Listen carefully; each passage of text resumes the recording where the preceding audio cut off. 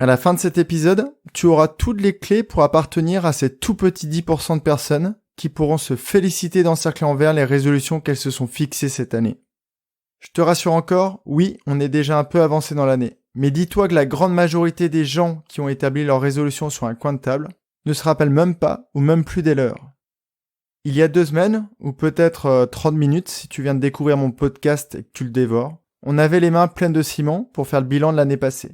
Puis, on était passé les laver avant d'entrer en cuisine. On les avait alors plongés dans une bonne pâte de gâteau.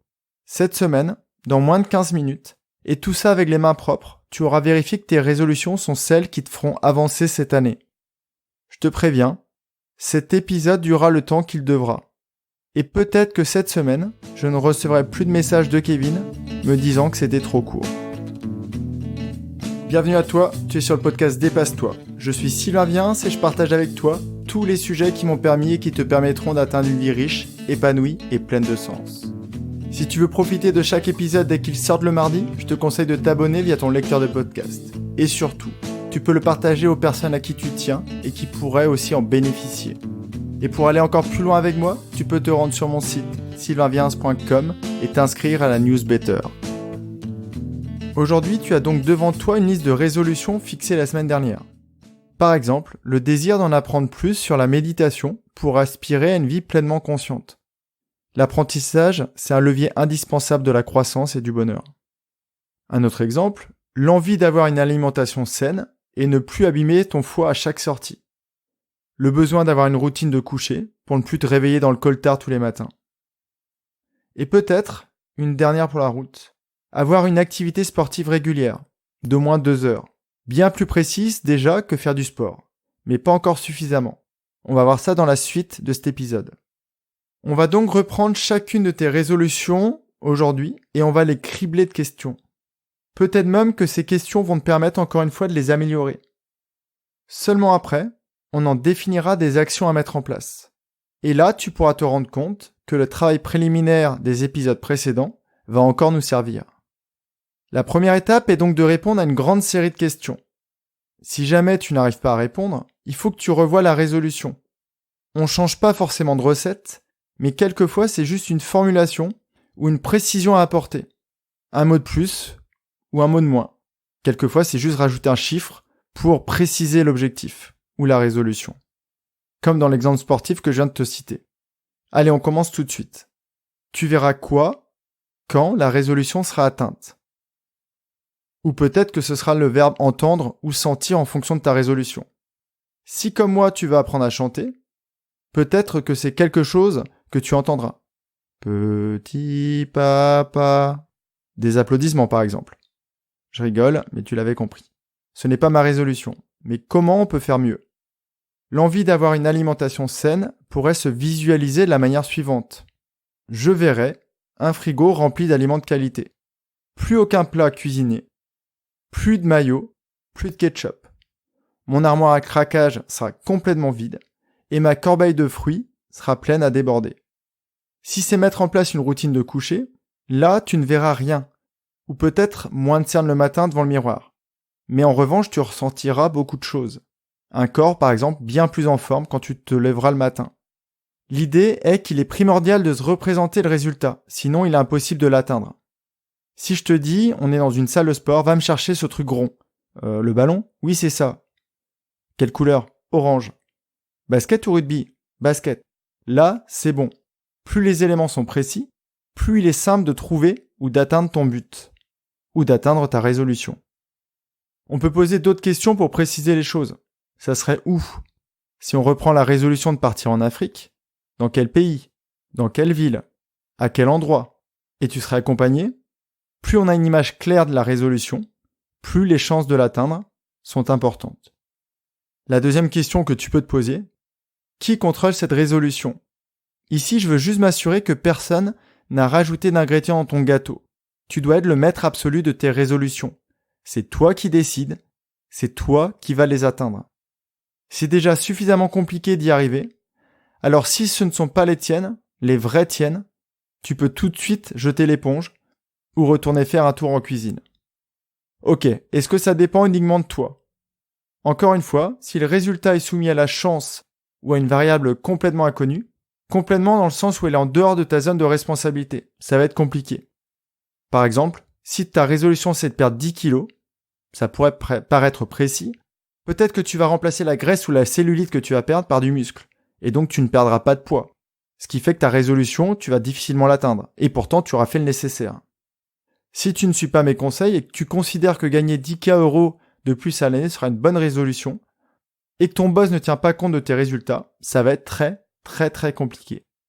La troisième, est-ce que cette résolution respecte ton écologie ? Je te rappelle que l'écologie, c'est l'étude d'un individu dans son environnement. Il faut donc qu'on soit sûr que ta résolution est bien compatible avec ta manière de vivre. Exemple, faire 2 heures de méditation par jour. Si cette année tu n'as pas réussi à trouver 5 minutes pour me noter sur iTunes ou t'inscrire à la newsletter, revois peut-être cette résolution à la baisse. Tu peux aussi vérifier que ton environnement familial est propice à atteindre ta résolution. Peut-être que c'est déménager sur une île. Ok, mais est-ce que ta conjointe peut te suivre ? Aura-t-elle des opportunités dans ce nouveau pays ? Ça peut être aussi une écologie de lieu. Si tu es en Asie, j'ai vu que certaines personnes m'écoutaient de Thaïlande, et que tu veux passer aux douches froides, c'est juste pas possible, sachant que l'eau froide doit être environ à 20 degrés, alors que ce matin en Bretagne elle était à 10 degrés. La quatrième question, est-ce que cette résolution s'inscrit dans un plan à plus long terme ? Quelque chose qui tient vraiment à cœur.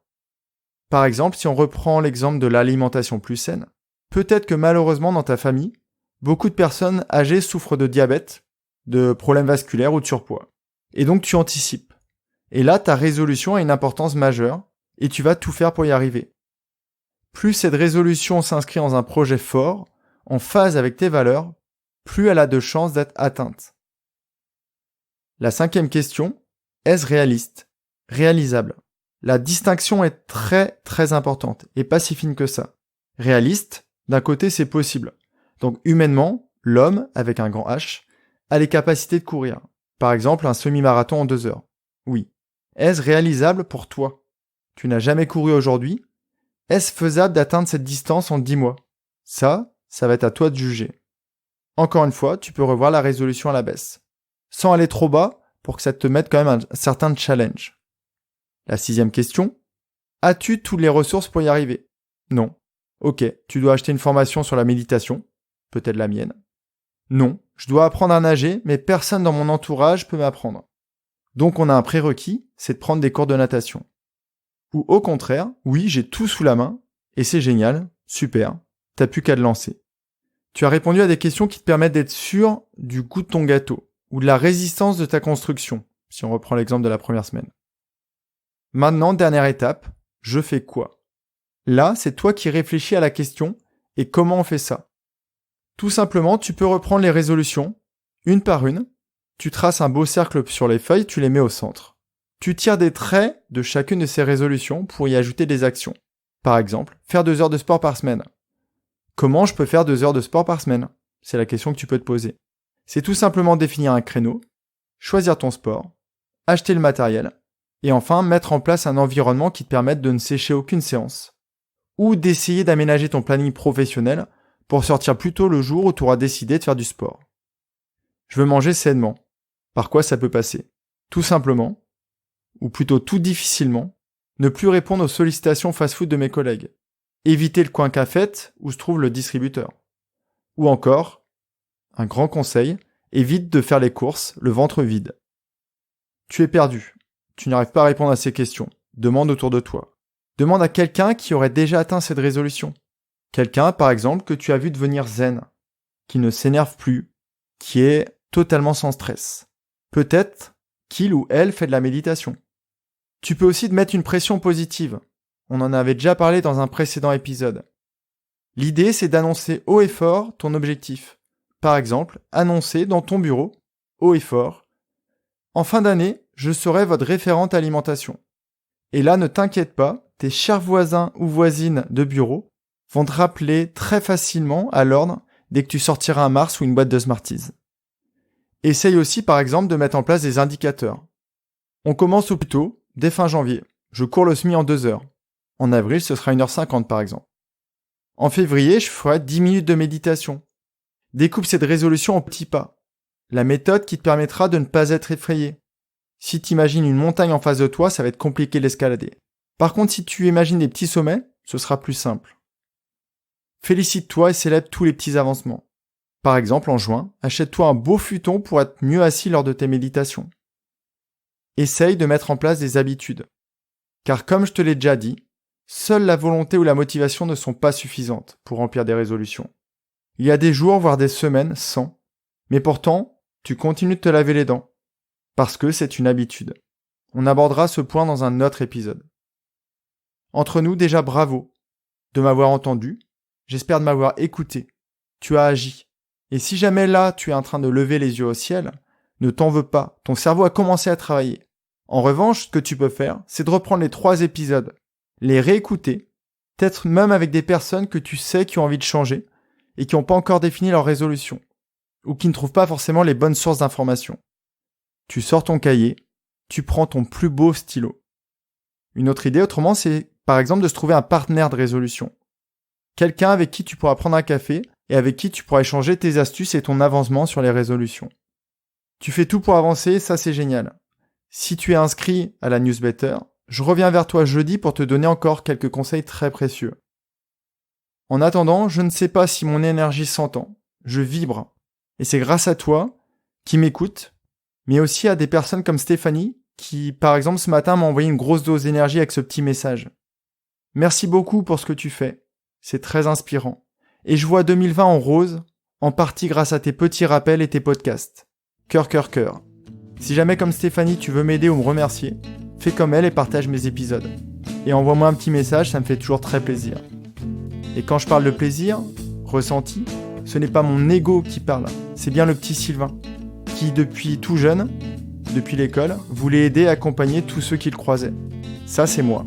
Merci aussi à tous ceux qui ont rejoint la newsletter. Maintenant tu as de belles résolutions toutes fraîches, hyper appétissantes. Profites-en et croque-les à pleines dents. À jeudi dans la newsletter, je t'envoie plein de bonnes ondes, prends bien soin de toi et à très très vite.